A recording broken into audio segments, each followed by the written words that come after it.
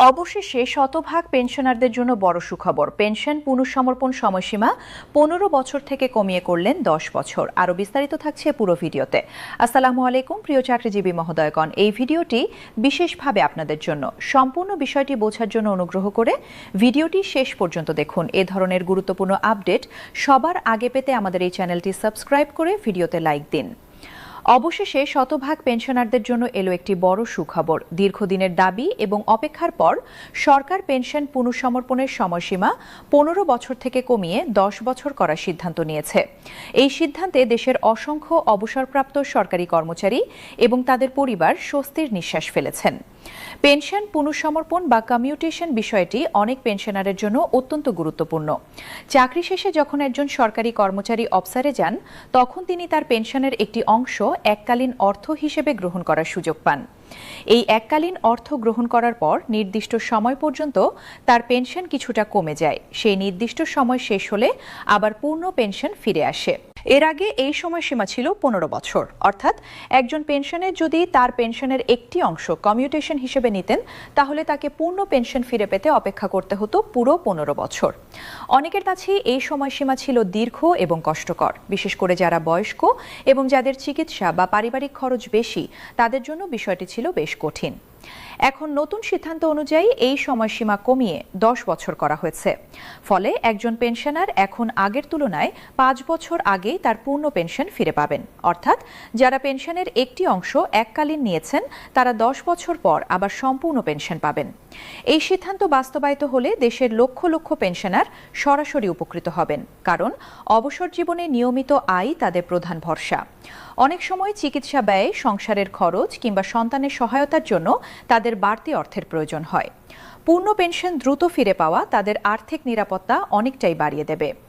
অর্থ মন্ত্রণালয়ের সংশ্লিষ্ট সূত্র জানায়, পেনশনারদের কল্যাণ এবং আর্থিক সুরক্ষা নিশ্চিত করার লক্ষ্যে এই গুরুত্বপূর্ণ পরিবর্তন আনা হয়েছে।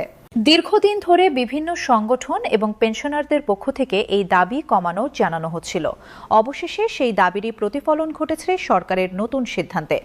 পেনশনারদের অনেকেই বলেছেন, এই সিদ্ধান্ত তাদের জন্য সত্যিই স্বস্তির খবর, কারণ অবসর জীবনে আয় সীমিত থাকে কিন্তু খরচ কমে না। চিকিৎসা, ঔষধ, পারিবারিক দায়িত্ব সব মিলিয়ে তাদের নিয়মিত অর্থের প্রয়োজন হয়। তাই পূর্ণ পেনশন দ্রুত ফিরে পাওয়া তাদের জন্য অনেক বড় সহায়তা হবে।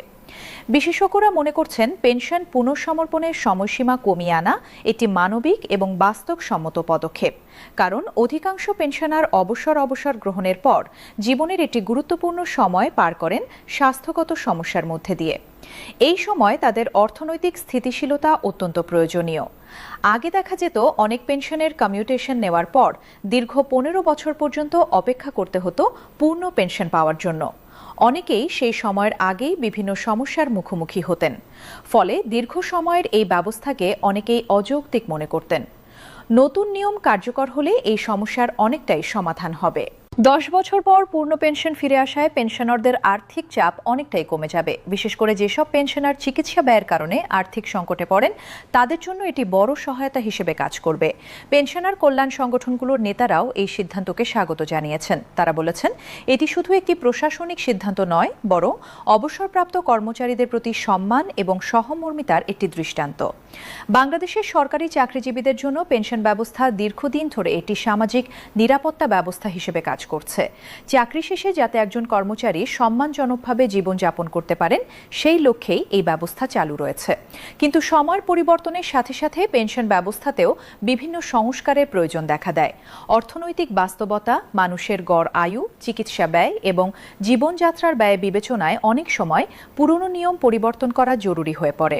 পেনশন পুনঃসমর্পণের সময়সীমা কমিয়ে 10 বছর করা সেই ধরনেরই একটি সংস্কার। এটি পেনশন ব্যবস্থাকে আরও বাস্তবসম্মত এবং মানবিক করে তুলবে বলে মনে করছেন সংশ্লিষ্টরা। অবসরপ্রাপ্ত অনেক কর্মকর্তা জানিয়েছেন, তারা দীর্ঘদিন ধরে এই পরিবর্তনের অপেক্ষায় ছিলেন, কারণ 15 বছর সময়সীমা অনেকের কাছেই অযৌক্তিক মনে হতো। এখন সেই সময়সীমা কমে আসায় তারা নিজেদের ভবিষ্যৎ নিয়ে কিছুটা নিশ্চিন্ত বোধ করছেন। এছাড়া নতুন এই সিদ্ধান্ত তরুণ প্রজন্মের চাকরিজীবীদের মধ্যেও ইতিবাচক প্রভাব ফেলবে, কারণ তারা জানবেন যে অবসর জীবনে তাদের জন্য আরও উন্নত এবং সহায়ক একটি পেনশন ব্যবস্থা অপেক্ষা করছে। পেনশন বিশেষজ্ঞরা বলছেন, উন্নত অনেক দেশে কমিউটেশন পুনরুদ্ধারের সময়সীমা তুলনামূলক কম। তাই বাংলাদেশেও সময়সীমা কমিয়ে আনা একটি সময় উপযোগী পদক্ষেপ। সরকারের পক্ষ থেকে বলা হয়েছে, পেনশনারদের কল্যাণে ভবিষ্যতে প্রয়োজনীয় সংস্কার আনার বিষয়টি বিবেচনায় রাখা হবে। কারণ অবসরপ্রাপ্ত কর্মচারীরা দেশের উন্নয়নে দীর্ঘ সময় কাজ করেছেন এবং তাদের অবদান অস্বীকার করার সুযোগ নেই। এই সিদ্ধান্তের ফলে শুধু বর্তমান পেনশনারই নন, ভবিষ্যতে পেনশনাররাও উপকৃত হবেন। কারণ তারা জানবেন যে কমিউটেশন নেওয়ার পর খুব বেশি দীর্ঘ সময় অপেক্ষা করতে হবে না পূর্ণ পেনশন ফিরে পাওয়ার জন্য।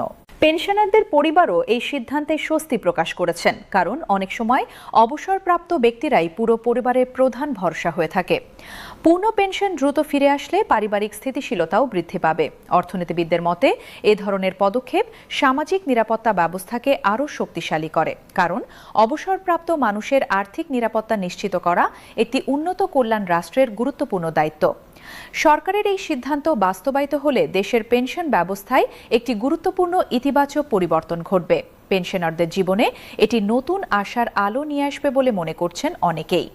অনেক পেনশনার বলেছেন, তারা আশা করছেন ভবিষ্যতেও সরকার পেনশন ব্যবস্থাকে আরও উন্নত করতে নতুন উদ্যোগ নেবে, যেমন চিকিৎসা সহায়তা, ভাতা বৃদ্ধি এবং অন্যান্য কল্যাণমূলক সুবিধা। সব মিলিয়ে বলা যায়, পেনশন পুনঃসমর্পণের সময়সীমা 15 বছর থেকে কমিয়ে 10 বছর করার এই সিদ্ধান্ত পেনশনারদের জন্য একটি বড় স্বস্তির খবর। এটি তাদের অবসর জীবনে আর্থিক নিরাপত্তা এবং মানসিক প্রশান্তি দুটোই বাড়িয়ে দেবে। এই পরিবর্তনের মাধ্যমে সরকার অবসরপ্রাপ্ত কর্মচারীদের প্রতি সম্মান এবং দায়িত্ববোধের একটি গুরুত্বপূর্ণ বার্তা দিয়েছে। আর সেই কারণেই দেশের অসংখ্য পেনশনার আজ এই সিদ্ধান্তকে স্বাগত জানিয়ে আনন্দ প্রকাশ করছেন। মজবুত করবে। তৃতীয় গুরুত্বপূর্ণ যুক্তি হল বৈশ্বিক প্রবণতার সাথে সামঞ্জস্যতা। বিশ্বের অধিকাংশ উন্নত ও উন্নয়নশীল দেশেই সরকারি কর্মকর্তাদের অবসরের বয়সসীমা 60 থেকে 65 বছর বা তারও বেশি। ভারতের সরকারি কর্মকর্তাদের অবসরের বয়স 7 বছর, শ্রীলঙ্কায় 7 বছর, জাপানে 65 বছর, যুক্তরাষ্ট্রে কোনো বাধ্যতামূলক অবসরের বয়স নেই এবং ইউরোপের অনেক দেশেই অবসরের বয়সসীমা 65 থেকে 67 বছর পর্যন্ত। এমনকি বাংলাদেশের প্রতিবেশী দেশগুলোতেও অবসরের বয়স আমাদের দেশের চেয়ে বেশি। এই আন্তর্জাতিক তুলনায় স্পষ্ট হয়ে যায় যে বাংলাদেশের 59 বছরের অবসর সীমা আন্তর্জাতিক মানদণ্ডের তুলনায় অপেক্ষাকৃত কম এবং এটি বৃদ্ধি করা সময়ের দাবি। অবসর বয়সসীমা বৃদ্ধির পক্ষে চতুর্থ গুরুত্বপূর্ণ যুক্তি হল দেশের গড় আয়ু বৃদ্ধির সাথে সামঞ্জস্য। যখন একটি দেশের মানুষের গড় আয়ু বৃদ্ধি পায়, তখন স্বাভাবিকভাবেই কর্মক্ষম বয়সের সংজ্ঞাও পরিবর্তিত হয়। বাংলাদেশে আজ থেকে 30 বছর আগে যিনি 59 বছরে বৃদ্ধ হিসেবে বিবেচিত হতেন, আজকের উন্নত জীবনযাত্রা ও চিকিৎসা সেবার সুবাদে সেই বয়সের একজন মানুষ অনেক বেশি কর্মক্ষম ও সুস্বাস্থ্যের অধিকারী। এই পরিবর্তিত বাস্তবতায় 59 বছরে অবসরের নিয়ম পুরনো ও অপ্রাসঙ্গিক হয়ে পড়েছে। শারীরিকভাবে সুস্থ, মানসিকভাবে তীক্ষ্ণ এবং পেশাগতভাবে অভিজ্ঞ একজন কর্মকর্তাকে কেবল বয়সের কারণে অবসরে পাঠানো যুক্তিযুক্ত নয়। পঞ্চমত, অবসর বয়সসীমা বৃদ্ধির একটি গুরুত্বপূর্ণ যুক্তি হল দক্ষ জনবলের ঘাটতি পূরণ। বাংলাদেশে বিভিন্ন বিশেষায়িত পদে অভিজ্ঞ ও দক্ষ কর্মকর্তার সংকট রয়েছে। বিচার বিভাগ, স্বাস্থ্য, শিক্ষা, প্রকৌশল এবং গবেষণার মতো খাতে দীর্ঘদিনের অভিজ্ঞ ও দক্ষ কর্মকর্তারা যখন 59 বছরে অবসরে চলে যান, তখন সেই শূন্যস্থান পূরণ করতে অনেক সময় ও প্রচেষ্টার প্রয়োজন হয়। নতুনভাবে নিয়োগপ্রাপ্ত কর্মকর্তারা প্রয়োজনীয় অভিজ্ঞতা ও দক্ষতা অর্জন করতে কয়েক বছর